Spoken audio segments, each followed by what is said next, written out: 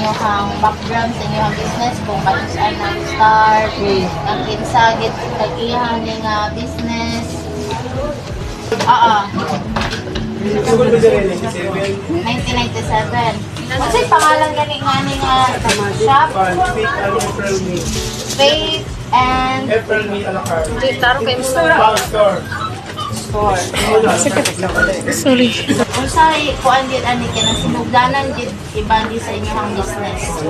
A la carte yun siya hangtod nga nahimo siyang inani. Nahimo siya ang Grocery tanan. Isa sa pamilya ninyo nga nag-manage or nagtabang sa inyong business. Kamo magtiayon. Pwede mi mangutana sir kung sa inyong apelido or oo. Ako, Numyo, Yapuris. So sa sinugdanan sir kamo ra gid ang nagkuan ani walay lain. Okay. So sa sunod sir kay unsa nga mga challenges ang inyong nangaagian samtang mo ga-build sa inyong kuan inyong negosyo? Like sa inyong financial, nag-agi pa mo kalisod, sa financial lang din ang problema.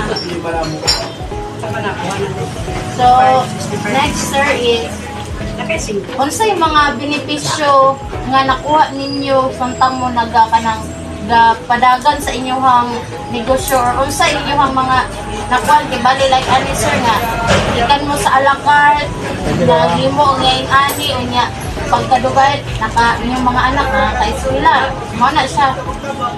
Pila sila. Balay ko din. Okay.